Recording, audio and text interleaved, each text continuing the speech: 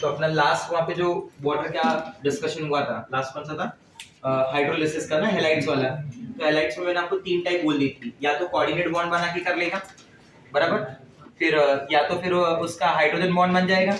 कुछ हेलाइड्स मैंने ऐसे भी बताए थे जिनकी हाइड्रोलिसिस ही नहीं हो सकती, आप समझे मेरी बात। और कुछ ऐसे भी होते हैं जिनके अंदर अलग ही सॉल्ट मिल जाता है, जिनके अंदर अलग ही सॉल्ट मिल जाता है। जैसे मैं बात कर रहा हूँ BiCl3 की, तो when this BiCl3 react with water, when this BiCl3 react with water, ये जस्ट तुम्हारे नॉलेज के हिसाब से बता रहा हूँ, सिलेबस का पार्ट नहीं है, ठीक। BiCl3 अगर वाटर से रिएक्ट किया, मान लीजिए BiOH थ्राइस बन गया, मान लीजिए ऐसा कि कुछ तो बना जो ऑक्सो एसिड है। क्या है बोलो? Oxo acid. What do you mean by oxo acid?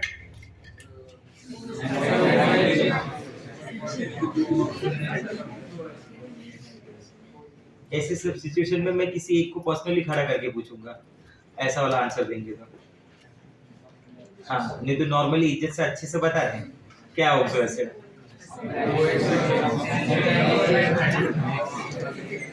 Oxo acid is basically that compound which contains OH group but they release H+.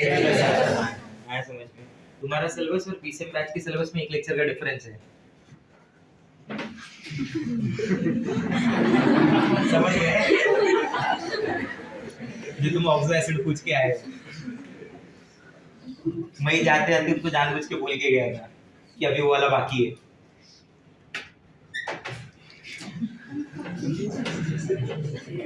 BiCl3 plus water, बराबर, that will give you इधर oxo acid थोड़ी देर के बाद, but मैं समझ गया तो तुमने पूछ लिया होगा। जब मैं आया तो देखा बहुत सारे लोग ऑक्सो एसिड्स पढ़ रहे थे। ओके, होता है। पहला लाइन जब मैंने बताया था शायद से तुम समझ नहीं पाए, जो मैंने बताया ना 6-7 साल, याद नहीं है? नहीं जानते छोड़। तो ये BiCl3 प्लस वाटर वाला जो इक्वेशन है ना, इसमें मान लो बन गया BiOH, इसमें बिस्मथ हाइड्रोक्साइड बन गया। अब ना along with that there is formation of HCl also, उसके साथ साथ में HCl भी बन रहा है। When we move down the group, जो नॉन मेटालिक कैरेक्टर है ना वो कम होता है और मेटालिक कैरेक्टर एलिमेंट्स का बढ़ता है। तो ये मेटल हाइड्रोक्साइड बन गया ना, और मेटल हाइड्रोक्साइड का नेचर क्या होता है? बेसिक होता है। तो अगर यहाँ पे HCl होगा तो ये उससे रिएक्ट हो जाएगा, बराबर, and that will result in formation of, बराबर, ये सॉल्ट ऑफ ऑक्सी एसिड है। क्या ये? Salt of oxy acid. ये वो ऑक्सी एसिड, ऑक्सो एसिड, ये उसका सॉल्ट है, समझा? तो मैं बोल रहा हूँ कि ये BiCl बन गया। क्या बन गया? BiCl, बराबर। अब ये जो BiCl बना, इसको मैं बोल रहा हूँ सॉल्ट ऑफ ऑक्सी एसिड, इसका नाम है बिस्मथ ऑक्सीक्लोराइड। क्या नाम है बोलो? Bismuth oxychloride. मैं सिर्फ इतना बताना चाहता हूँ कि एक टाइप की रिएक्शन ऐसी भी होती है, ठीक है? अब याद रहे नहीं रहे कोई बहुत ज्यादा ये नहीं है, आपको नहीं भी याद रहेगा तभी भी चलेगा। और उसके बाद मैंने जो आगे बोला, मैंने बोला नॉन मेटल्स के बारे में, ठीक है? कि मैंने बोला फ्लोरीन वाटर से रिएक्ट कर रहा है तो that will give you H++F- aqueous form along with oxygen gas. फिर मैंने आपको ये भी समझाया कि अगर मान लीजिए आपके पास क्लोरीन है और क्लोरीन वाटर के साथ रिएक्ट कर रहा है तो it result in formation of HCl along with HOCl, but if this HOCl is kept for a long period of time or if it is kept in the presence of sunlight it get decomposed, वो decompose होना चालू हो जाता है along with nascent oxygen, समझा? 2 HOCl लेंगे, 2 HCl मिलेगा, 2 nascent oxygen combine क्या हो गया? O2, बराबर। 2 HOCl चाहिए तो इधर सब पूरा भी 2 से मल्टीप्लाई करना पड़ेगा। तो ये हो गया एक्शन ऑन नॉन मेटल्स। तो मैंने आपको वाटर का एक इन जनरल प्रॉपर्टी समझा दिया, वाटर का reaction with phosphide, nitride, halides, carbides, oxides, hydrides, बराबर। दूसरे वाले केस में मैंने वाटर का रिएक्शन आपको मेटल के साथ बताया और नॉन मेटल के साथ बताया। वाटर का नेचर समझा है कि वाटर जो है it act as a amphiprotic type of species which can give you H+ as well as gain H+. When they give H+, they are the proton donor, they are called acid. When they accept H+, they are proton acceptor, they are called base. There is autoprotolysis of water, जहाँ पे वो खुद ही अपने आप को क्या करता है? Ionise. That's all from water, ठीक है? यूजेस बताने की जरूरत नहीं। एक आखिरी पॉइंट बोल दे रहा हूँ वाटर के लिए, टेस्ट फॉर वाटर। वाटर को आइडेंटिफाई कैसे किया जाए? मतलब उसमें क्या है, उठा के पी के देखने का, अरे भाई कुछ भी पी लेंगे क्या? बहुत सारी चीजें कलरलेस होती है। Ethyl alcohol is also colourless, बोला हाँ वो उधर तो कलरफुल दिखता है, उसमें सिर्फ इथाइल अल्कोहल नहीं होता, समझा? उसमें एक सर्टेन परसेंटेज ऑफ अल्कोहल होता है, वो अल्कोहल इथाइल अल्कोहल ही होता है। जो प्योर अल्कोहल होता है 95% वाला, बराबर, जो वो कलरलेस ही होता है, पानी की तरह ही दिखता है। ऐसे कुछ भी उठा के नहीं पी लेते हैं, हाँ है ना, बराबर। वाटर की प्रॉपर्टीज से तो एकदम क्लियर है ना, कलरलेस, टेस्टलेस एंड वाटरलेस। तो उससे तो नहीं स्मेल करके पता चला कुछ अलग ही कंपाउंड है जिसको इनहेल करने से इंसान निकल ले ऊपर। ऐसे भी कई सारे कंपाउंड्स होते हैं, बराबर। तो क्या किया जाए ऐसे केस में? ऐसे केस में हम लोग यूज करते हैं कॉपर सल्फेट। कैसी form of copper sulphate? Anhydrous. This is anhydrous copper sulphate. When it react with water, जब ये एनहाइड्रस कॉपर सल्फेट किसके साथ रिएक्ट करता है? वाटर के साथ। ये इमीडिएट इस कॉपर सल्फेट को ब्लू कर देता है, जादू। हाँ, बोला आपने कोई लाइफ में पाप किया रहेगा तो देखना अभी ये ब्लू हो जाएगा पानी डालने पे। तो कौन ऐसा जो पाप नहीं किया बाबा? कोई नहीं किया तो वो तो भगवान हो गया फिर तो ना, है कि नहीं? आप 100% सच्चे हैं नहीं है ना, तो सब कोई डर जाएगा, बोला अरे बाबा तो सही बोल रहे एकदम। है वो कॉपर सल्फेट होता है एनहाइड्रस में, कलरलेस फॉर्म होता है। जैसे ही वाटर डालेंगे ना तो वो वाटर उसका एक लिगेंड होता है, जैसे उसके पास वाटर आया ना, that is aqueous form of copper sulphate and the aqueous form of copper sulphate is blue in colour. वो जो aqueous form of copper sulphate होगी वो ब्लू इन, तो अगर वो ब्लू कलर डेवलप हुआ मतलब जो आपने फेंका वो क्या था? वाटर। अब समझे मेरी बात? सेकेंड, ये रिएक्शन आपने पहले भी पढ़ा है कैल्शियम कार्बाइड वाला, CaC2 plus water, method of preparation of acetylene में। This is one of the method of preparation of acetylene. So when calcium carbide react with water, that result in formation of C2, that is acetylene gas, बराबर। कौन सा gas? Acetylene gas. C2H2 बनाता है, acetylene gas बनाता है। अब समझो मेरी बात को। तो मैंने बताया था कि एसिटिलीन गैस को जब जलाएंगे, बराबर, एसिटिलीन गैस वो ब्राइट फ्लेम की तरह होता है। एसिटिलीन गैस जो होता है वो कैसा होता है? Bright flame. वो ब्राइट फ्लेम जो होती है उससे क्लियर पता चल जाता है कि जो गैस बनी वो क्या थी? एसिटिलीन। मतलब जो मैंने यूज किया वो क्या था? वाटर, और रिएक्शन प्रॉपर हुआ, मतलब वो वाटर, दैट्स वो वाटर।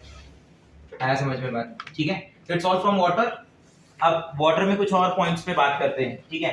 जैसे वाटर में एक और वैरायटी है जिसको बोलते हैं heavy water. The formula given for the heavy water is D2O। उसका मोलार मास ज्यादा है, बराबर, उसका मोलार मास ज्यादा है वाटर के कंपेयर में, ठीक है। वो वाटर का फार्मूला H2O, इसका फार्मूला D2O। इधर हाइड्रोजन ऑक्सीजन है, उधर ड्यूटेरियम और ऑक्सीजन है। हेवी वाटर जो होता है कैसे बनाया जाता है? This formation of heavy water is done by electrolysis of water, repeated electrolysis of water. उसी वाटर को 2 बार, 3 बार, 4 बार, 5 बार इलेक्ट्रोलिसिस करना पड़ता है, तो उसमें से कहीं जाके क्या मिलता है? Heavy water. और आपको ये भी याद है कि इलेक्ट्रोलिसिस ऑफ वाटर में हाइड्रोजन ऑक्साइड मिलता है, तो उसमें रिएक्शन याद है ऐसा लिखते हैं 4 वाटर, बराबर, हाइड्रोजन गैस, बराबर, 2 वाटर, ऐसा सब देखो दिया रहता है। 4 वाटर का 2 वाटर ऐसा कुछ बनता है, याद है कि नहीं याद है? अरे आपको ऐसे बताया था ना मैंने, OH minus, OH minus, OH minus, OH minus, ऐसे 4 OH माइनस बाहर चले गए, 4 OH बचा। देख लो ध्यान से, H2O, ये भी H2O, 2 ऑक्सीजन कंबाइन होके O2। This is one of the method of preparation where H plus gain electron become H, 2H plus 2 electron, 2H become H2। this is electrolysis of water। इसे multiply by 2 करेंगे तो क्या हो जाएगा? 4H plus 4 electron 2 times H2 ना, अरे हाँ या ना? तो यहाँ पे क्या मिला? ये देखिए 2H2 plus O2 plus 2 water, तो 4 वाटर क्या बन गया? 2 वाटर। यहाँ से जो वाटर मिला इसकी वापस इलेक्ट्रोलिसिस करिए, फिर वहां से वाटर मिला उसकी वापस इलेक्ट्रोलिसिस करिए, वन मोर टाइम, ऐसे 5 to 6 टाइम जब करेंगे ना इलेक्ट्रोलिसिस, तो कहीं जाके प्रिपेयर होता है हेवी वाटर। क्या प्रिपेयर होता है? हेवी वाटर, बराबर। Most of the chemical properties are same, सिर्फ क्या डिफरेंस है, जितना भी कुछ मैंने थोड़ी देर पहले वाटर के लिए बोला था ना आपको, मतलब लास्ट लेक्चर में जो भी वाटर के लिए समझाया था, H will be replaced by D, H will be replaced by D। earlier it was aluminum carbide, you remember, that react with water, now it react with DOD, it react with DOD, heavy water, hydrogen get replaced by deuterium, hydrogen get replaced by deuterium, बराबर। aluminium combines with OD, that give you AlOD thrice, बराबर, plus CH4 था ना उधर, याद है, इधर आ जाएगा CD4, deuterium methane. कौन सा मीथेन? Deuterium methane. तो ड्यूटेरियम मीथेन इसलिए बोल रहे हैं कि वो मीथेन जैसा ही है, only the difference is hydrogen की जगह ड्यूटेरियम, हाइड्रोजन की जगह क्या है? Deuterium. It is used as a tracer for the nuclear reactions, for the reaction mechanism, to understand the reaction mechanism. क्योंकि रिएक्शन मैकेनिज्म को आप तभी समझ सकते हैं जब वो स्लो हो ना। सर ने आपसे जब हैलोजन डेरिवेटिव में बात किया होगा तो आपको ऐसा एक स्टेटमेंट पास किया रहेगा कि rate determining step is the slowest step. जो रिएक्शन में सबसे स्लोएस्ट स्टेप होती है वो रेट डिटरमाइनिंग स्टेप होती है।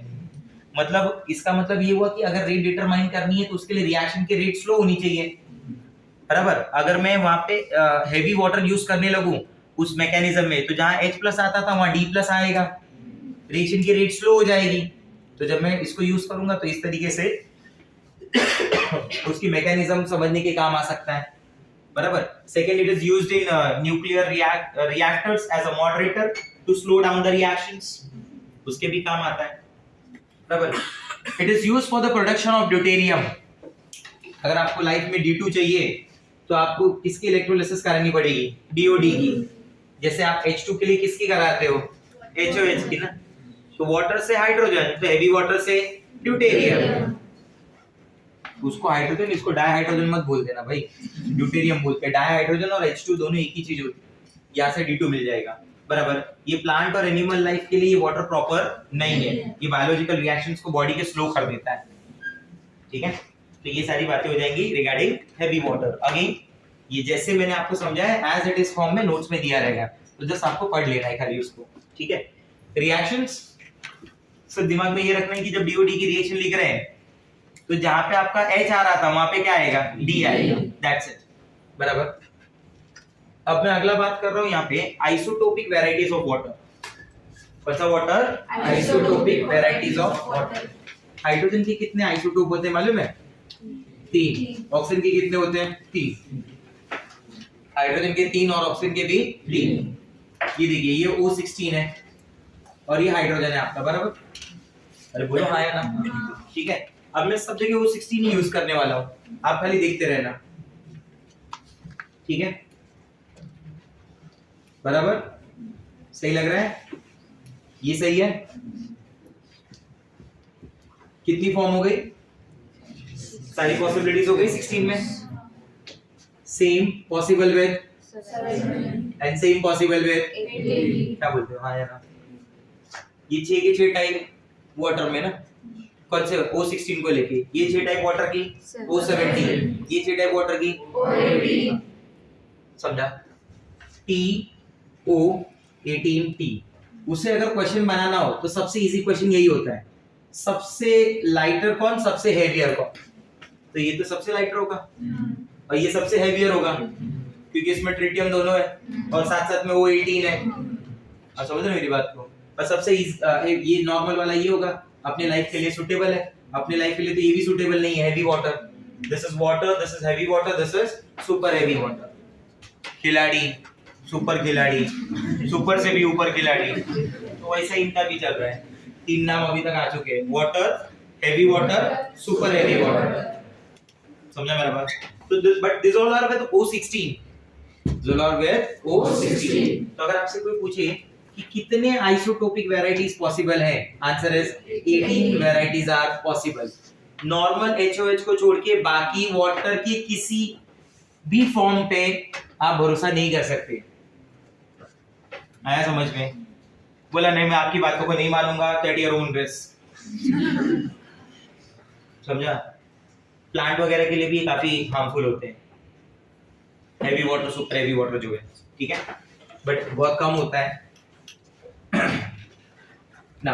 द नेक्स्ट पार्ट, अभी जो सबसे इंपॉर्टेंट बात होने वाली, वाटर के अंदर तो अपन ने 2 चीजें और डिस्कस कर ली। वाटर के अंदर ही मैंने आपको हेवी वाटर भी समझा दिया और मैंने ये भी बताया कि there are 18 types, 18 varieties of water. 18 isotopic form है अपने पास। कितनी? 18, ठीक है, 18 वैरायटीज है अपने पास। देख अब सबसे इंपॉर्टेंट पार्ट स्टार्ट करते हैं, आज का main part, hard water and soft water. Hard water and soft water, ठीक है। अब आएगा वो क्वेश्चन तुम्हारा,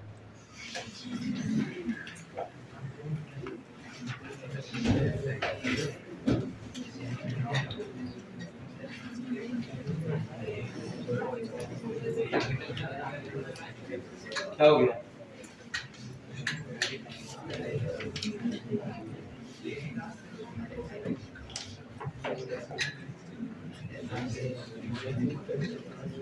hard water and soft water. अब हार्ड वाटर सॉफ्ट वाटर में क्या पॉइंट्स है वो देख लेते हैं, समझ लेते हैं कि जैसे आप नॉर्मली जो वाटर में बात कर रहे हैं, बराबर, तो जो सबसे प्योर, प्लीज क्लोज बुक से वीडियो एनसीईआरटी बुक बंद कर दें, बाद में घर पे आके आराम से देखें, लिखने के टाइम जरूरत पड़ेगी बुक, बिना बुक से देखे कैसा लिखेंगे ना, तो लिखने के टाइम जरूरत पड़ेगी, आराम से बुक को देखें, पेज नंबर भी याद हो जाएगा, इतनी बार देख लेंगे, टेंशन नहीं है। नॉर्मली जब बारिश का जो पानी आता है, जो रेन वाटर होता है, that is the purest form of water, इससे ज्यादा प्योर कुछ हो ही नहीं सकता, बराबर। रेन वाटर जो होता है is the purest form of water.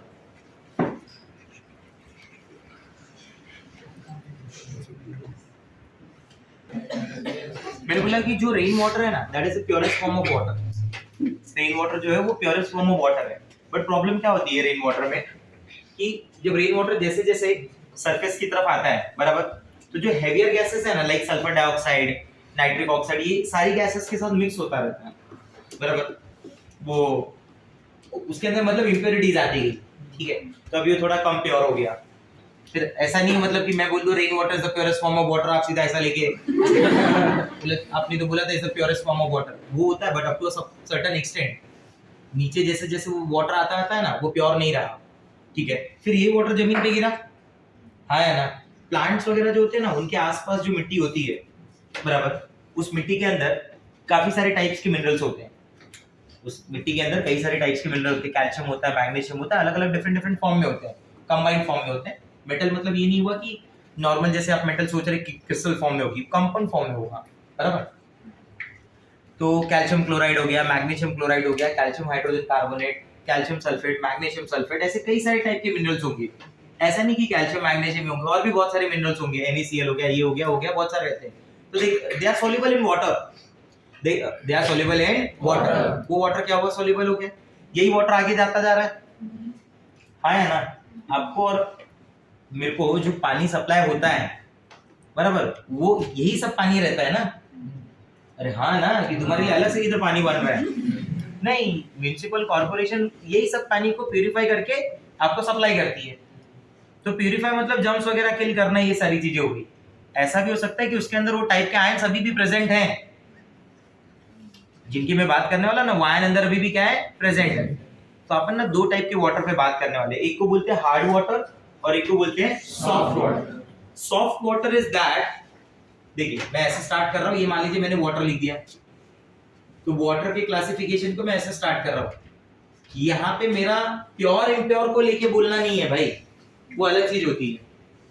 Pure impure, आप सोचने लगे कि हमारे घर पे हार्ड वाटर आ रहा है मतलब कि हमको प्योर वाटर सप्लाई नहीं हो रहा है क्या, नहीं, ये अलग चीज हो गई, बराबर। प्योर इम्प्योर बोलना अलग बात हो गई, ठीक है, हार्ड और सॉफ्ट बोलना अलग बात हो गई, हार्ड और सॉफ्ट बोलना अलग चीज हो गया। हार्ड वाटर सॉफ्ट वाटर क्या है, तो basically soft water is that water which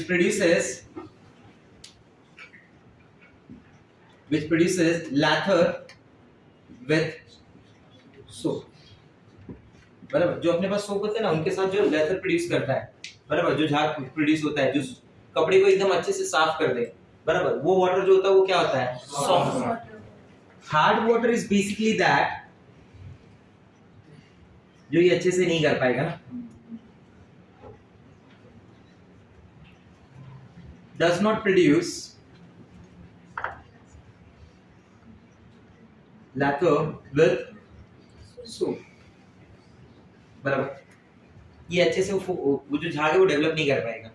मतलब सिंपल से वर्ड में अगर मैं बोलूं, केमिस्ट्री को साइड में रखे, तो इस वाले पानी से आप कपड़ा अच्छे से साफ कर लेंगे, इस वाले पानी से कपड़ा अच्छे से साफ नहीं होगा। है समझ में? लोग तुम पे शक करेंगे कि तुम्हारे अंदर वो स्किल नहीं है। अब वो है या नहीं पता नहीं, बट इसमें वाटर का रोल है। हो सकता है वो वाटर हार्ड वाटर, हाँ है ना, बराबर। तो जो तुम 20-25 दिन 30 दिन 1 आध महीना 2 महीना नहीं नहाते, उसका आप बोल सकते कि मैं वो क्या हार्ड वाटर है ना, तो साफ नहीं हो पाता बराबर से। ये बहाना में दे सकते। कुछ लोगों का तो ऐसे रहता है ना, होली के बाद फिर दिवाली पे नहाएंगे, दिवाली के बाद क्रिसमस, फिर हैप्पी न्यू ईयर।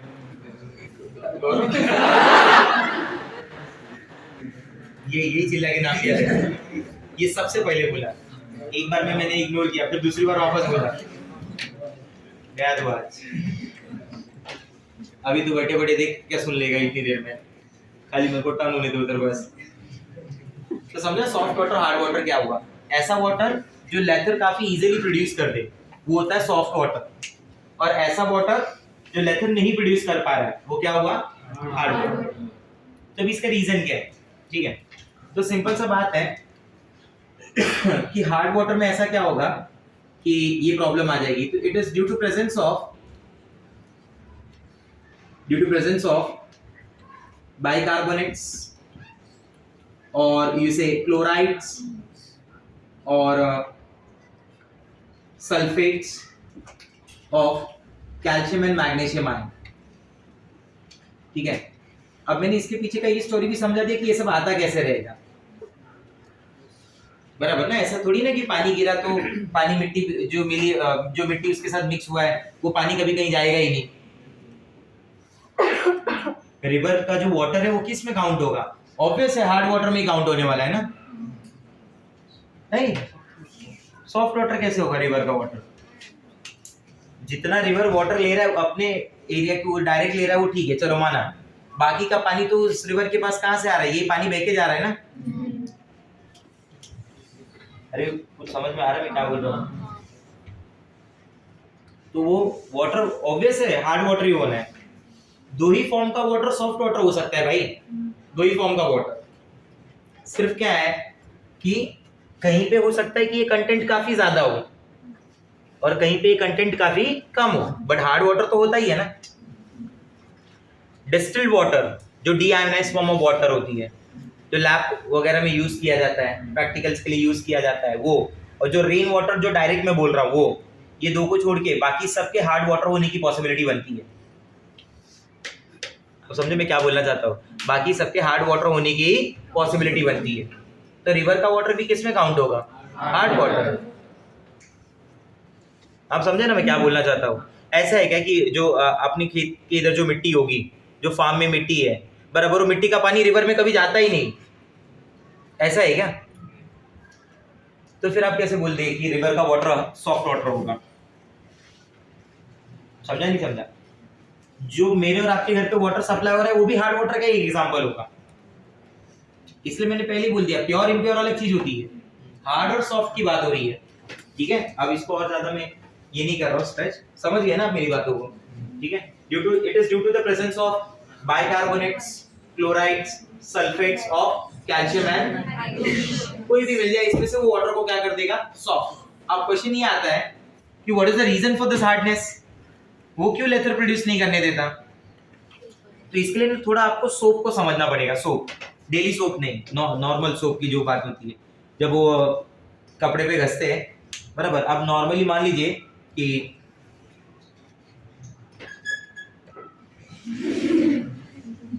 किसका एग्जांपल दूं वो सोच रहा है, किसको घस के बुरा करना है।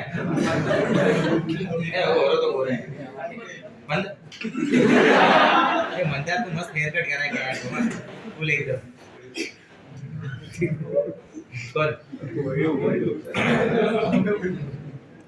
हेयर कट कराया ना?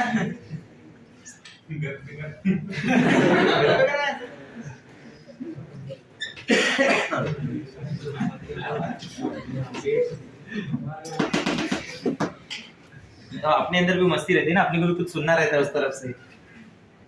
देखो तो अब बात ऐसे कि मान लो कि आपने उस कपड़े के ऊपर उस सोप को, बराबर, वहां पे यूज किया, उसके ऊपर उसको घस दिया, थोड़ा वाटर डाला आपने।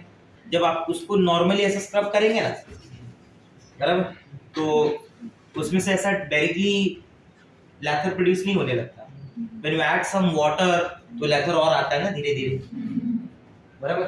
फिर उसके बाद लैथर आया थोड़ा बहुत, फिर ऐसा हाथ से घसने का उसको, या फिर वो ब्रश होता है उससे घसा, तो उस कम जो रहता है, जो मेल रहता है उसके साथ बाहर निकलता है ना। अब इसी को मैं केमिस्ट्री में टेक्निकली समझा रहा हूँ क्या होता है। जो सोप है ना वो कंपाउंड है अंदर एक C17H35COONA। This is sodium salt of higher carboxylic acid. इस एसिड का नाम नहीं याद है मेरे को अभी, शायद पैल्मेटिक एसिड है, शायद ऐसे कुछ नाम है उसका, बट एग्जैक्ट नहीं याद है। C17H35COOH, हाँ ऐसे कुछ नाम है उस एसिड का, P से स्टार्ट होता है, बट जो भी नाम रहेगा उससे भी मतलब नहीं। अभी मैं उसको थोड़ी देर के लिए बोलूंगा कि it is a salt of higher carboxylic acid, एक बड़े कार्बोक्सिलिक एसिड का सॉल्ट है। C17H35COOH रहा होगा, जिसे मैंने NaOH से रिएक्ट करा दिया होगा, वहां पे बन गया सॉल्ट अलोंग विद वाटर। ये सॉल्ट होता है सोप का कंपोजिशन, बराबर। अब इसकी खास बात क्या होती है, जब आप इसे वाटर के अंदर, अब सोप आपने रगड़ दिया ना, कुछ भी हुआ नहीं ना, लेकिन जैसे वाटर डालते हैं तुरंत ये सोप के अंदर जो मॉलिक्यूल है ना ब्रेक हो जाता है वाटर में। वाटर में जैसे ब्रेक हुआ, कैटायन एनायन अलग हो गया, कैटायन अलग C17H35COO माइनस, Na+ अलग, बोलो हाँ या ना, अनायन फ्री हो गया ना, से समझ गया। सुनो ये ऐसा पार्ट है, 17 कार्बन है बाबा, 17 carbon, carbon carbon carbon carbon carbon carbon carbon carbon carbon, ऐसा बहुत बड़ा पार्ट होगा, हाँ या ना, बराबर। ये उस CO माइनस का पार्ट है, C डबल बॉन्ड हो, सिंगल बॉन्ड हो, माइनस। इस पार्ट को मैं पोलार बोलता हूँ, बाकी पार्ट को मैं नॉन पोलार बोलता हूँ, बोलो हाँ या ना। क्लियर हो रहा है? इस पार्ट को क्या बोला मैंने, इसको क्या बोला, जो जैसा होता है वैसे के साथ जाता है, ये तो बात कंफर्म है आपको, बराबर। अपन जैसे अपने दोस्त भी वैसे ही बनते हैं। अरे ये सुनो, नहीं सच्चाई है ना ये बहुत बड़ी, कि अपन जैसे अपने दोस्त भी वैसे ही बनते हैं। उधर भी केमिस्ट्री में यही रूल है, पोलार किसके साथ, पोलार के साथ, और नॉन पोलार नॉन पोलार के साथ। अब अंदर ये वो डर्ट पार्टिकल है, बराबर, अंदर ये वो डर्ट पार्टिकल है। अब जैसे शर्ट वगैरह में कॉलर पे ये ज्यादा होता है, बराबर, डर्ट वगैरह जो रहता है जम गया, फिर उसको ऐसा घसते तो दिखता है ना ब्लैक ब्लैक ऐसा पार्टिकल बाहर गया। वॉशिंग मशीन में नहीं दिखेगा वो पानी, लेकिन गंदा आता है तो समझ में आ जाता है कि बाबू रे कितना। तुमको किसी दिन वॉशिंग मशीन में धो दे तो क्या हो जाए, क्या हो जाए, वॉशिंग मशीन खुद सामने से निकल के बोल देगी इसको भेज दिया है। लेकिन ऐसा होएगा नहीं, इज्जत बचा के रखेंगे तुम्हारी, वॉशिंग मशीन में नहीं धोएंगे, भले तुम 6 महीने के बाद है। अभी अगला नंबर कभी दिवाली ना, होली तो हो गया ना भाई, नहीं अच्छा होली अभी बाकी है ना, तो उसके बाद फिर अगला नंबर बोला, फिर क्या 15 दिन तो छुट्टी है समझ लो, एग्जाम देने आना है, उसमें आने की थोड़ी जरूरत है, दूर दूर बैठते सब लोग।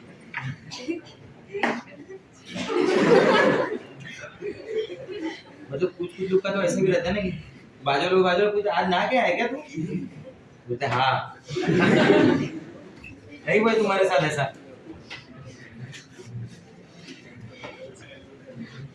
अच्छा पोलार नॉन पोलार पे ध्यान दो भी।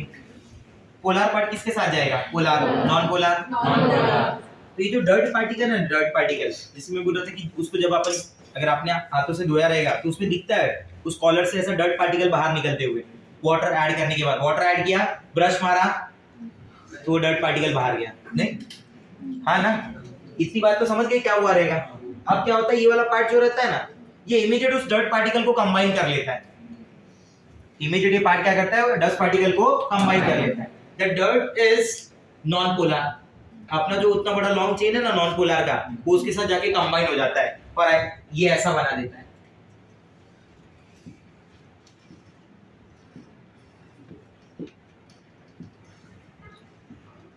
ये पूरा उसको उसने घेर लिया। ये बाहर का पार्ट क्या है, पोलर, पोलर है ना, अंदर का पार्ट नॉन पोलर हो गया, बाहर से क्या हो गया, पोलर। पानी आएगा तो पानी के साथ जाएगा नहीं जाएगा, इसलिए तो बाहर निकल गया, इसलिए तो बाहर निकल गया ना। अब समझिएगा ये बात। अब आपको समझेगा ये ऐसा क्यों नहीं होने देता। ये क्या करता मालूम है, ये मान लो ये C17H35CO है ना, ये Na+ बाहर हो गया, C17H35CO जाएगा आगे। Na+ का क्या, कुछ नहीं, वो है साइड में। इसका क्या फिर, इसको मैं कैल्शियम आयन मैंने ट्रैप कर लिया, बोला कि इधर जाएगी ही नहीं तू, खत्म। अब समझे मैं क्या बोलना चाहता हूँ। ये कैल्शियम आयन है, इसको ऐसा पकड़ लिया इधर, बोला तू किधर जाएगा ही नहीं, बराबर। तो कैल्शियम आयन ने ये अनायन को ट्रैप कर लिया ना। अब ये अनायन ही नहीं आएगा तो डर्ट पार्टिकल को पकड़ेगा कौन? लेथर कहां से बनेगा? सोप ही आपका खराब हो गया। नहीं समझा? तो अभी थोड़ा सोचो ना, अगर ऐसी हार्डनेस को रिमूव करना होगा तो क्या करना है अंदर तुमको? दिमाग लगाओ थोड़ा। अगर ऐसी हार्डनेस को रिमूव करना है, इसको वापस सॉफ्ट वाटर बनाना है, लेथर प्रोड्यूस होने देना है, तो क्या करना चाहिए? क्या ऐसा करे कि ये हो जाए? अरे ये कैल्शियम आयन को हटाना पड़ेगा ना। अगर कैल्शियम आयन हट गया, मैग्नीशियम आयन हट गया तो काम हो जाएगा।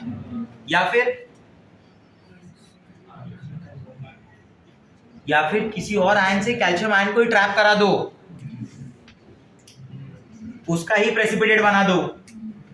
कैल्शियम आयन फ्री कब घूमेगा अंदर पानी में? जब वो सॉल्युबल होगा। Try to understand this. This all are the soluble. Calcium hydrogen carbonate, calcium chloride, calcium sulphates are the soluble forms. तो वो जब पानी में रहते हैं तो कैल्शियम आयन उनका फ्री होता है, वो अनायन को ऐसा ढूंढ ढूंढ के ट्रैप करता है। लेकिन जब वही प्रेसिपिटेट होगा तो कैल्शियम आयन को खुद ही ट्रैप है वो तो बाबा। तो वो तो कभी C17H35CO- के पास आएगा ही नहीं ना। अगर ये बात को आप समझ जाएंगे ना तो पॉइंट्स एकदम क्लियर होंगे कि मुझे करना क्या होगा। To remove the hardness, to remove the hardness. तो कोई एक सेंटेंस में मुझे बता सकता है कि मेरा एम क्या होगा टू रिमूव द हार्डनेस? जो भी उसका थिंकिंग हो, जो भी वो सोच रहा हो, एक सेंटेंस में, 2 सेंटेंस में, जो सबसे अच्छा आंसर बोला उसको वो 5 टाइम माफ। बट वो सेंटेंस प्रॉपर होना चाहिए, समझ में आए कि हाँ, और सही लगे। बोला एकदम करेक्ट बोला इसमें।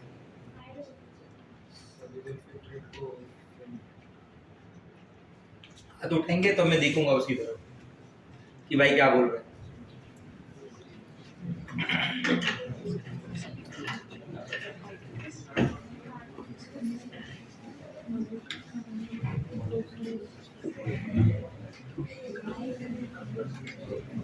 हाँ कासिक बोलो। जो सॉल्युबल चीजें होंगी कैल्शियम आयन से, वो दूसरे आयन के साथ रिएक्ट करके फिल्ट्रेट कर देंगे। ठीक है, सही है, बट और कुछ देखते हैं। ये रिलेटिवली डिसाइड होगा किसने कितना अच्छा बोला है। और कोई और कुछ बताएगा तो? हाँ बोलो। बेस ऐड कर देंगे, मतलब OH माइनस कैल्शियम के साथ कंबाइन होके न्यूट्रलाइज कर देंगे। कैल्शियम कैटायन है तो एनायन ऐड करके।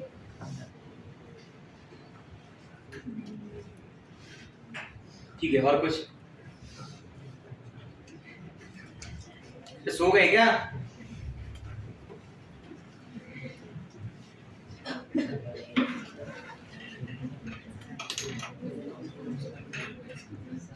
हाँ हमें बोलो। ईटिंग, ईटिंग करके क्या होगा?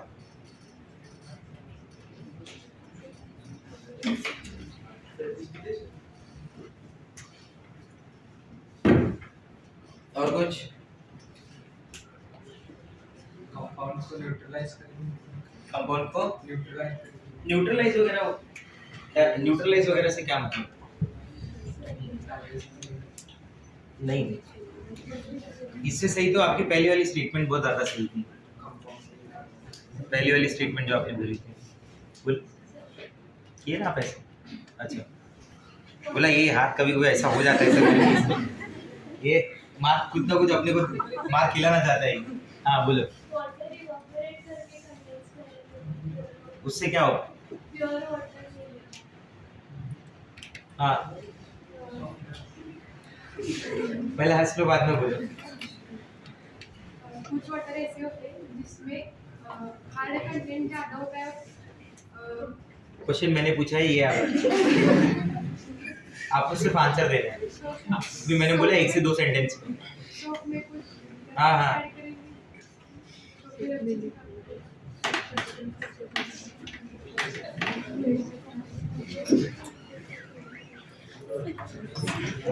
और कोई? अपने स्टेटमेंट्स में मैंने आंसर क्लियर कर दिया था, शायद आप नहीं समझ पाए होंगे। Anyone else? सर हाँ बोलो। सर वो कैल्शियम और मैग्नीशियम है ना, उसके प्रेसिपिटेट बना देंगे। उससे क्या होगा? उससे वो कैल्शियम आयन जो C17H35 CO माइनस है ना, उसके से कंबाइन नहीं होगा और इनहिबिट सिंगल सी स्टेटमेंट है कि सर ये सॉल्युबल सॉल्ट है, कुछ भी करके इनको इनसॉल्युबल बनाओ। These are the soluble salts of calcium and magnesium ion. बराबर? कोई भी मेथड यूज करो, उसको क्या बनाओ? इनसॉल्युबल। इनसॉल्युबल मतलब वो किस फॉर्म में आ गया? प्रेसिपिटेट। क्योंकि मैंने क्या बोला, ये परेशान तभी कर सकता है जब ये किस फॉर्म में होगा? फ्री। फ्री फॉर्म का मतलब समझता है ना? कैल्शियम आयन और लिखना और Ca के साथ कुछ कंपाउंड लिखना, दोनों में डिफरेंस है। छोड़ दिया आपको। कैल्शियम आयन लिखना और CaCO3 लिखना, इन दोनों में डिफरेंस है भाई। CaCO3 में कैल्शियम आयन फ्री नहीं है, पर जब आप कैल्शियम आयन लिख रहे हैं एक्वेस में, कैल्शियम आयन एक्वेस, तो मतलब कैल्शियम आयन इंडिपेंडेंट मूव हो रहा है वाटर में। जब चाहिए जिसको चाहिए ट्रैक करेगा। आप समझे मेरी बात को? मतलब मैं रीजन ऑफ हार्डनेस का ऐसे बोलूं कि C17H35 COONA बराबर, जब ये वाटर में डाला जाता है, वहां पे कैल्शियम आयन, मैग्नीशियम, जब ऐसे आयंस अवेलेबल होते हैं तो ये आयन इमीडिएट इनको ट्रैप कर लेते हैं, बराबर, और ट्रैप करके ऐसे कंपाउंड्स बना लेते हैं, बराबर। या तो ये कंपाउंड बन जाएगा या तो ये कंपाउंड बन जाएगा, C17H35 COO2 टाइम्स Mg, बराबर। और यही वो कंपाउंड है जिसकी वजह से अब लैथर प्रोड्यूस नहीं हो सकता, क्योंकि वो सोप इनएक्टिव फॉर्म में आ चुका है, उसका कुछ यूज ही नहीं हो रहा है, इसलिए कपड़ा साफ नहीं हो पाता। अकेला वाटर कितना वो डर्ट निकाल पाएगा ना? हाँ या ना? आप समझ रहे मेरी बातों को, मैं क्या बोलना चाहता हूँ? ठीक है, तो ये तो मेरा एम ये होगा कि मैं अगर हार्डनेस रिमूव करना चाहता हूँ, अगर मैं हार्डनेस, हार्ड वाटर की जो हार्डनेस है उसे हटाना चाहता हूँ, तो एनी हाउ कैल्शियम और magnesium ion should be present in the form of precipitate, बराबर। इनको कन्वर्ट करना पड़ेगा उनके इनसॉल्युबल कंपाउंड्स में। देखो, आप अगर ऐसा बोलें कि कैल्शियम और मैग्नीशियम आयन बाहर निकाल दो, ये स्टेटमेंट टेक्निकली गलत होती है। वाटर के बाहर तो नहीं जा रहा है, वो अंदर ही रहेगा, बट वो फ्री फॉर्म में नहीं रहेगा। कौन सी फॉर्म में रहेगा? प्रेसिपिटेट। ठीक है, तो ये जो हार्डनेस के बेसिस पे है ना, दो टाइप की हार्डनेस बताई जाती है। On the basis of hardness, that hard water is further classified into two types. One is called temporary hardness and the other is called permanent hardness. ठीक है, एक को मैं टेम्पोररी हार्डनेस बुलाता हूँ, एक को मैं परमानेंट हार्डनेस बुलाता हूँ। टेम्पोररी वर्ड क्यों बोलते हैं? Temporary hardness is basically that hardness which can be remove just by boiling, just by boiling. आप वाटर को बॉईल कर दिए, अपने आप निकल जाएगा। मैं समझा दूंगा कैसे। अगर वाटर की हार्डनेस सिर्फ बॉइलिंग से रिमूव हो जाए तो वो वाटर को उस वाटर के लिए बोलते कि इसके पास टेम्पररी हार्डनेस। अगर बॉईल करने से रिमूव नहीं हुई तो उसको बोलेंगे इसके पास कैसी हार्डनेस है? परमानेंट। टेम्पररी हार्डनेस में बाइकार्बोनेट्स होते हैं। टेम्पररी हार्डनेस में क्या होते हैं? Bicarbonates. It is remove by boiling, बराबर। It consist of bicarbonates of calcium and magnesium ion, बराबर। Bicarbonates of calcium and magnesium.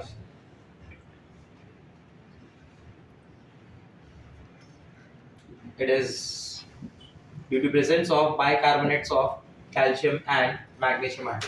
Permanent में वही होगा, जो हार्डनेस बॉइलिंग से रिमूव नहीं हुई वो क्या हो गई? परमानेंट हो गई, जिसमें कैसे टाइप के कंपाउंड्स मिल सकते हैं?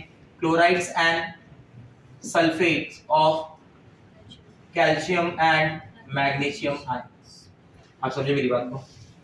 Chloride and sulphate of calcium and magnesium, chloride and sulphate of वापस क्लोराइड एंड सल्फेट ऑफ वापस chloride and sulphate of chloride and sulphate of calcium and बराबर। तो अगर ये टाइप की हार्डनेस होगी तो परमानेंट है, अगर ये होंगे तो टेम्पररी। अच्छा, इसके अंदर HCO3 माइनस भी हो सकता है, बोले तब तो वो तो रिमूव हो जाएगा ना, वो होगा, ये थोड़ी ना होगा। तो कभी कभी क्वेश्चन में ऐसा घुमा देगा, परमानेंट हार्डनेस में क्या क्या हो सकता है।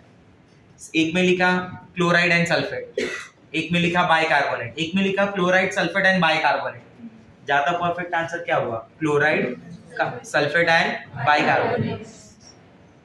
समझा?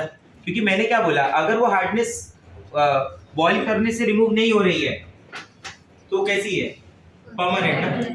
हो सकता है इसके अंदर वो भी हो, बट लेकिन बॉईल करने पे तो ये थोड़ी ना जाएंगे, आया ना। तो to remove hardness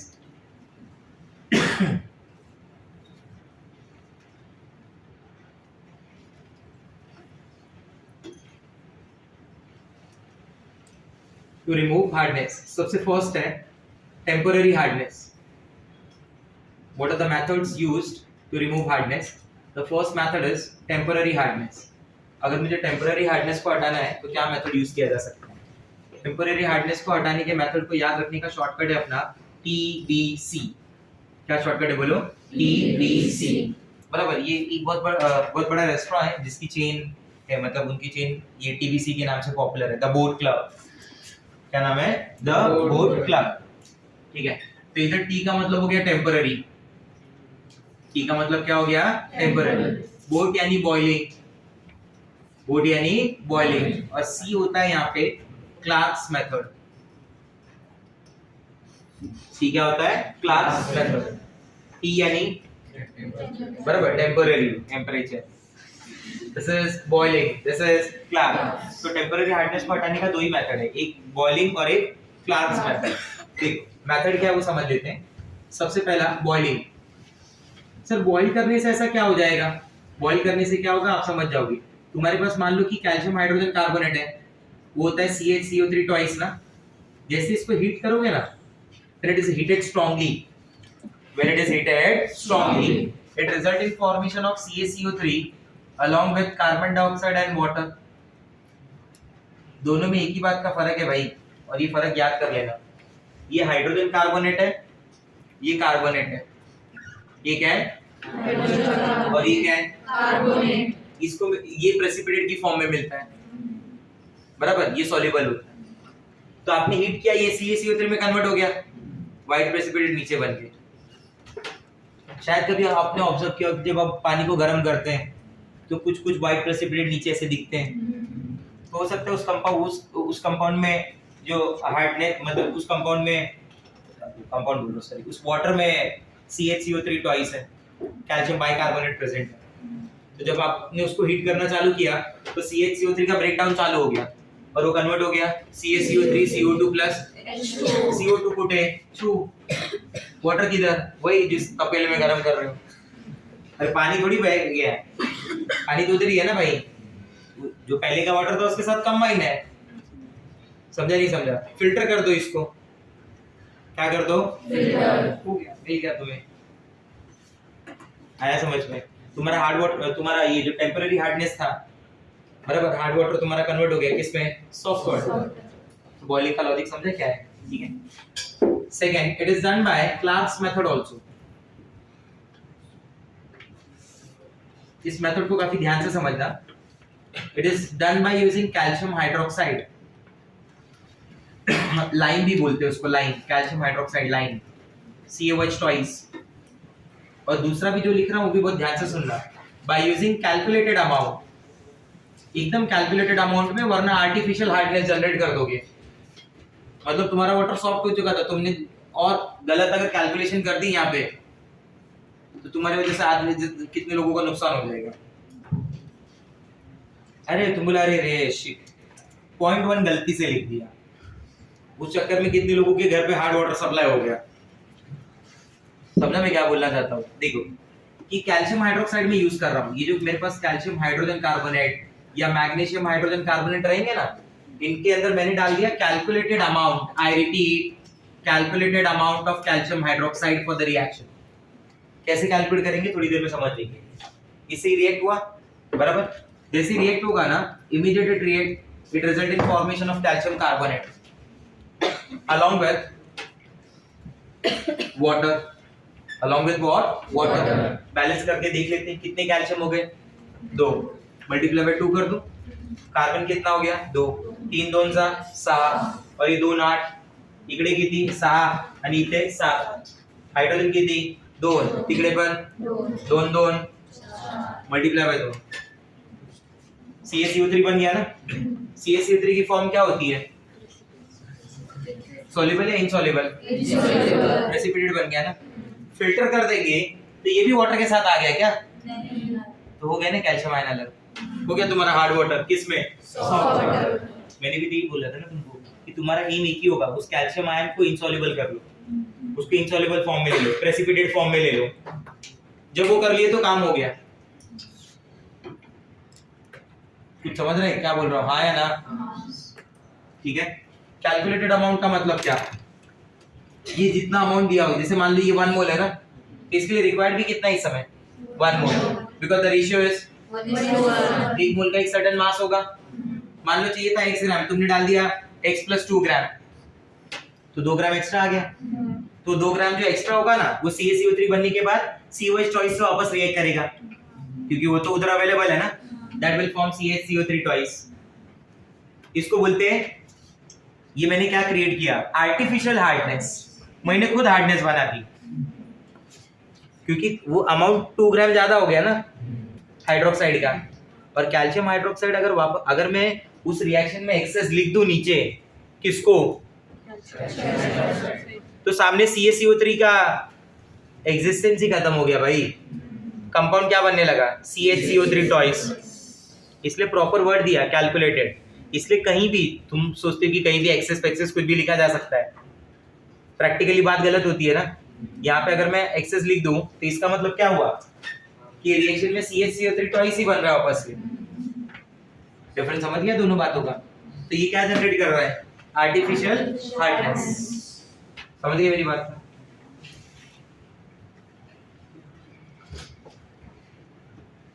The next is permanent hardness.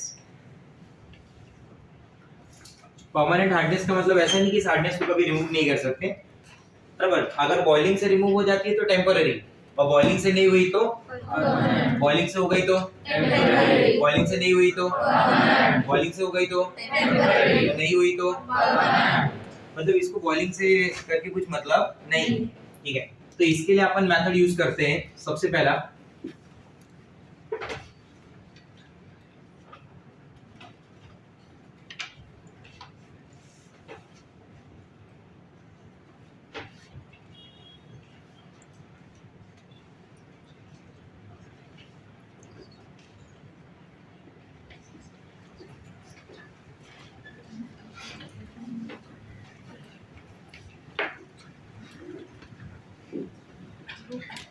The first method is by using washing soda.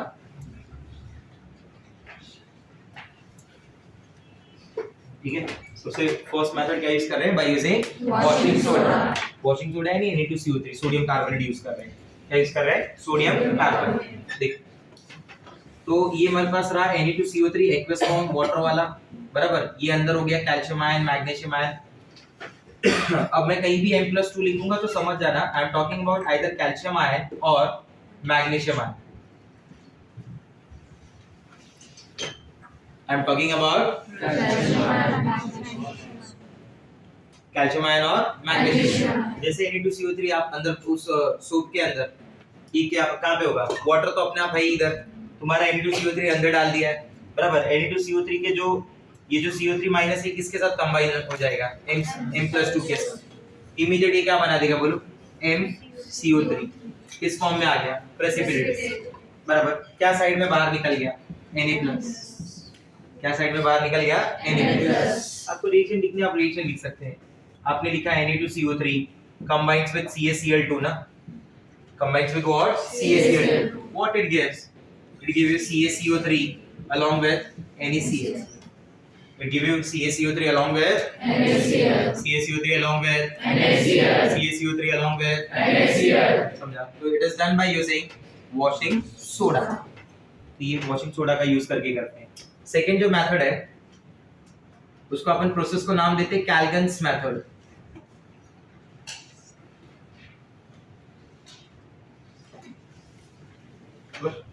क्या नाम है मेथड का, कैल्गन्स method.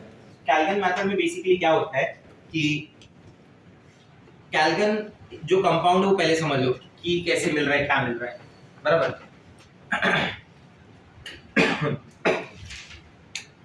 There is acid called HPO3, popular by the name of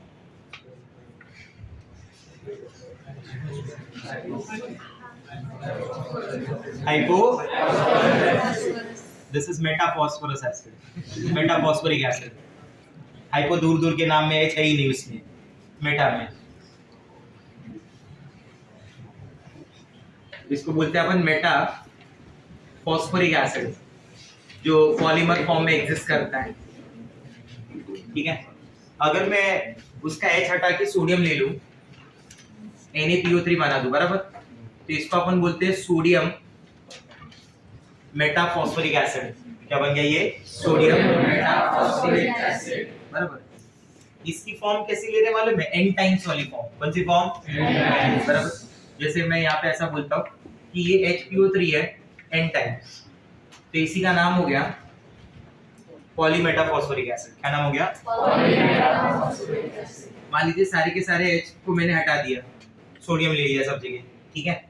अगर मैं यहाँ पे N=6 लिखता हूँ तो ये क्या हो गया? NaPO3। How many times? 6, बराबर। That is Na6P6O18। इस कंपाउंड को बुलाया जाता है सोडियम हेक्सा मेटाफॉस्फेट, क्योंकि मैंने बताया था अगर कोई ईक एसिड है ना, अगर कोई क्या है, कौन सा एसिड? कौन सा एसिड? तो उसके जो H+ आयन रिलीज होंगे ना, वो ईक एसिड जो है उसमें से जो H+ आयन जाएगा उधर, उसमें 8 आ जाएगा। क्या आ जाएगा? 8। जब उसका नया कंपाउंड अनायन बनेगा ना, तो उसके नाम में क्या आएगा? 8। तो इसको अपन बोलते हैं sodium hexametaphosphate. What it is called? Sodium hexametaphosphate. इसी फॉर्म को कैल्गन बोला जाता है। इसी फॉर्म को क्या बोला जाता है? कैल्गन, बराबर। This is the compound which is called Calgon, जो इस फॉर्म में भी एग्जिस्ट करता है। इसका नेचुरली एग्जिस्टेंस ऐसे होता है Na2Na4P6O18, Na2Na4P6O18, ठीक है। जब वाटर के अंदर जाता है तो ये कुछ इस तरीके से होता है, रिएक्शन के लिए इस तरीके से रेडी हो रहा है। ये 2 Na+ बाहर निकल गए, प्लस अंदर क्या बचा बताओ? Na4P6O18। What is the charge on that? -2. What is the charge on that? -2. What is the charge on that? -2. समझा? -2 क्यों? 2 Na+ उड़ा दिया ना अपन ने, इसलिए चार्ज आ गया। You got my point? See, Na4P6O18 having a charge of -2, when it react with the metal ion, water के अंदर पहुंच गया ये, aqueous सब है उधर। M+2 stands for what? Calcium और magnesium. This is calcium ion और magnesium ion. कैल्शियम आयन और मैग्नीशियम आयन। इमीडिएट ये अपने सोडियम आयन को रिलीज करके उस कैल्शियम आयन को ट्रैप करेगा और कुछ ऐसा कंपाउंड बनेगा। देखो Na2, ये आपका मेटल आ गया। योर मेटल इज डायवैलेंट ना, तो for 1 M+2 ion number of Na+ कितने देने पड़ेंगे? 2, तभी तो +2 का चार्ज बैलेंस होगा। ये कितना चार्ज है? Na का चार्ज क्या होता है? +1। तो एक M+2 के लिए कितना Na+ दोगे? 2। तो ये Na2 आ गया। दो सोडियम की जगह क्या लिख दिया तुमने? बोलो, 2 सोडियम की जगह तुमने क्या लिख दिया? M। P6 क्या आ गया? O18।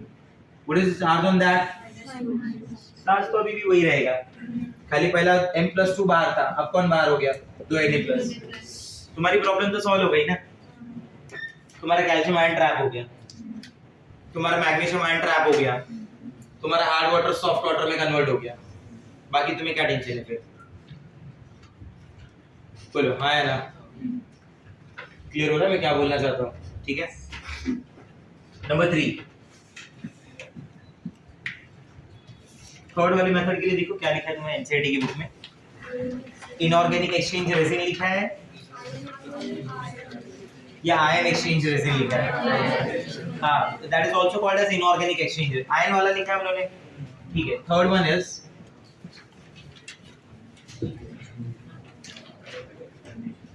थर्ड 4 ऐसा 2 अलग अलग लिखा है, थर्ड A थर्ड B लिख दिया है, 2 अलग अलग लिखा है ना, क्योंकि इसको दोनों में लिख सकते हैं। आयन एक्सचेंज रेजिन के अंदर दो बता सकते हैं जो उन्होंने अलग अलग बताया, अपन भी अलग अलग ही करेंगे। फिर ये जो आयन एक्सचेंज रेजिन है ना, दूसरे वाले को नाम दिया होगा सिंथेटिक एक्सचेंज रेजिन पे, बराबर। This is inorganic exchanger, this is inorganic, बराबर, ठीक है। तो इन सारे मेथड को याद करने के लिए अपन ऐसा बोलते हैं, WC is hard. WC doesn't mean that WC. World Cup. World Cup is hard. Hard मतलब hardness. Hard water.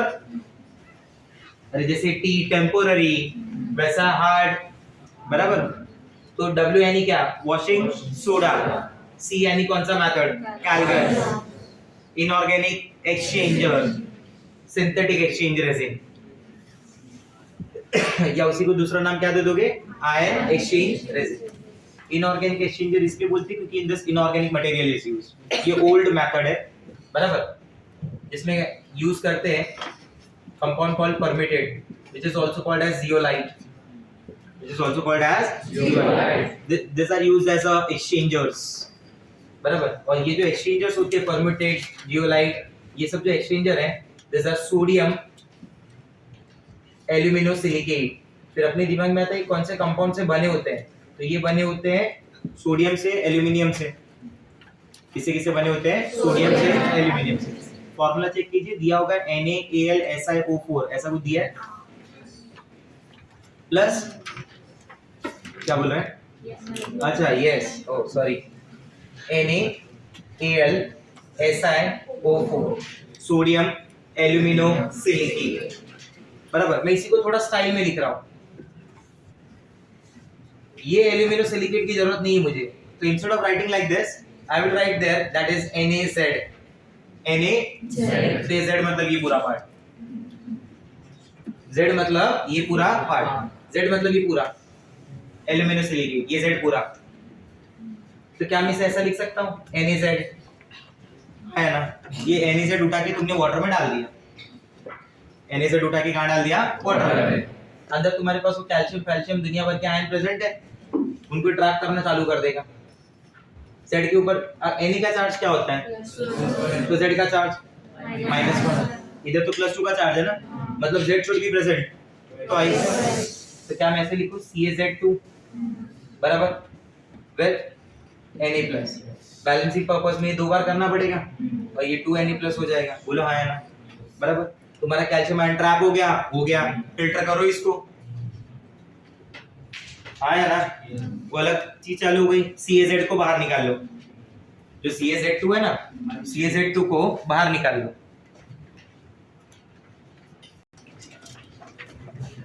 अब CaZ2 को मैंने क्या बोला? रिमूव कर लो ना, तो दिस CaZ2, ये सेपरेट प्रोसेस हो गया भाई, ये रिमूव कर लिया तुमने, इसको बाहर निकाल लिया।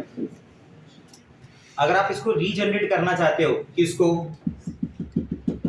परमिटेड को, थियोलाइट को आप रीजनरेट करना चाहते हो, तो you have to add NaCl in that, you have to add NaCl। तो Na वापस किसके साथ कंबाइन हो जाएगा? Plus CaCl2। सर फिर तो वाटर में वापस हार्डनेस आ गया। अरे प्रोसेस में CaZ2 को वाटर से पहले ही बाहर निकाल लिया, समझा नहीं समझा बात? आया ना, ठीक है। तो ये जो NaZ बना, this NaZ can be used again, इस NaZ को आप वापस यूज कर सकते हो। तो क्वेश्चन में पूछेगा to regenerate the permutit, to regenerate the permitted, which of the following is used? Answer is sodium chloride। क्या यूज कर लीजिए? Sodium chloride. तो सोडियम क्लोराइड जैसे यूज करेंगे, CaZ2 जो है वो कन्वर्ट हो जाएगा किसमें? NaZ along with CaCl2, NaZ along with CaCl2। आया समझ में? ठीक है, फोटो ले लो, पॉज करना। फोर्थ मेथड, ये भी एक्सचेंजर का ही काम है, बराबर, but this time we are going to use organic exchanger, इसलिए अपन इसको ऐसा भी बोल सकते हैं कि this is inorganic exchange resin, बराबर। और ये जो है ये क्या हुआ है? ऑर्गेनिक, ठीक है। या फिर इसको नाम दिया है अपन ने synthetic.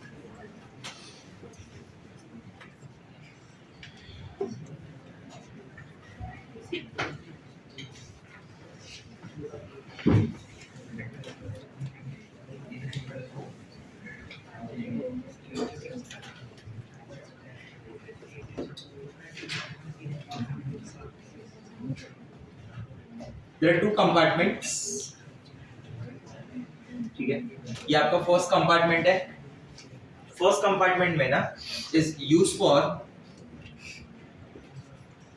but you say it is used as a cation exchanger, बराबर। दो कंपार्टमेंट है, एक में cation एक्सचेंजर की तरह काम कर रहा है, बराबर। This is cation exchange resins, ये cation एक्सचेंजर हो गया तुम्हारा CER, बराबर। और दूसरा जो अभी मैं बता रहा हूँ दैट इज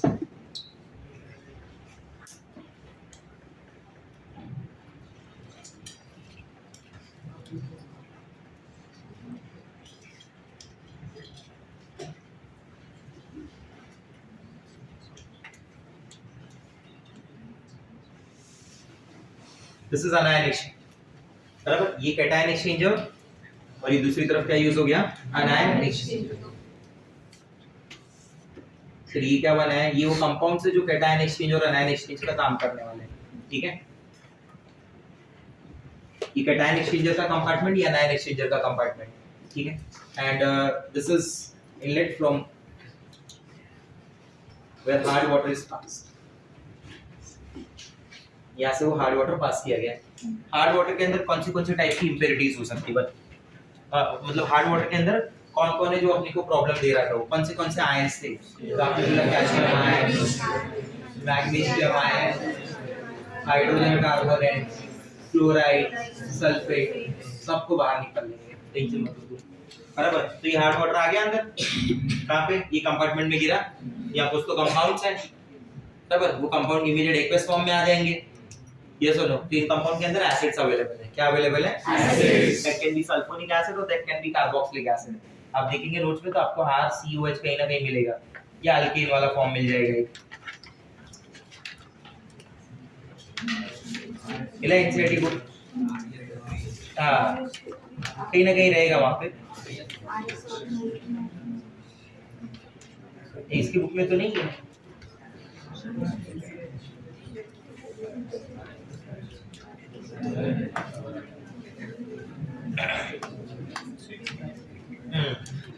तो that can be carboxylic acid और that can be sulphonic acid, बराबर।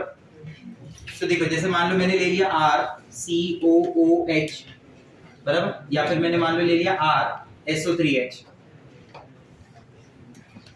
बराबर। तो अभी आपको जरूरत ना H+ की है, बाकी किसी पार्ट की जरूरत नहीं है। RSO3H अंदर कौन सी फॉर्म में आ गया, मान लो ये हो गया RSO3H, आपका आ गया RSO3- alkyl sulphate ion plus H+, बराबर, ठीक है।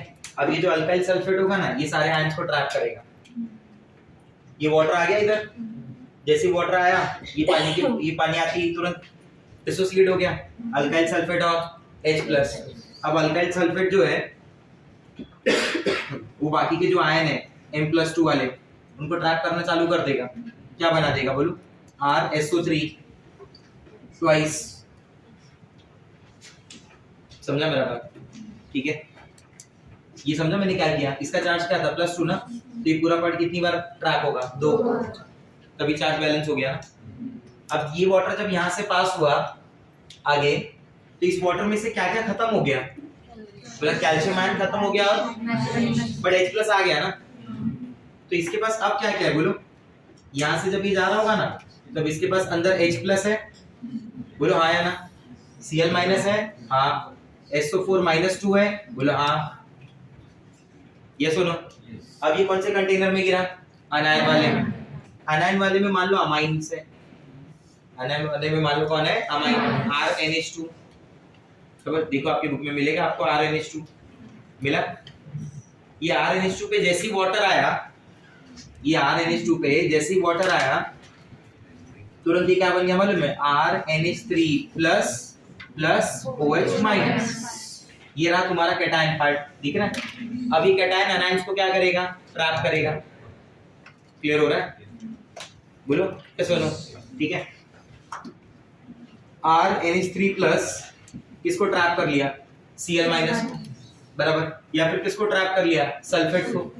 तो जब ये वाटर यहाँ से बाहर निकलेगा तो अब इसके पास क्या बच रहा है, H+ और OH-। उनसे तो कोई मतलब ही नहीं, हो तो वाटर की कंपोनेंट है ना, H+ और OH क्या बन गया, वाटर। तो यहाँ पे ना किसी भी टाइप का आयन नहीं रहता, सारे आयंस ट्रैप हो जाते हैं। तो तो यहाँ से जो वाटर मिलेगा ना वो वाटर होगा DW, is free from all type of ions, that is distilled water, it is called deionized water, this is called deionized water.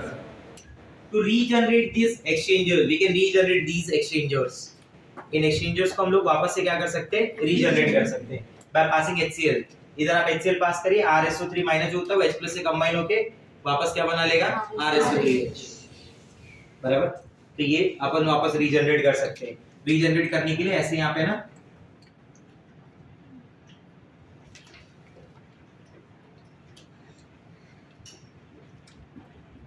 वो HCl वगैरह स्प्रे करने के लिए ऐसे यूज किया है. पढ़ो वहाँ पे लाइन मिलेगी आपको. It is given on page number 293.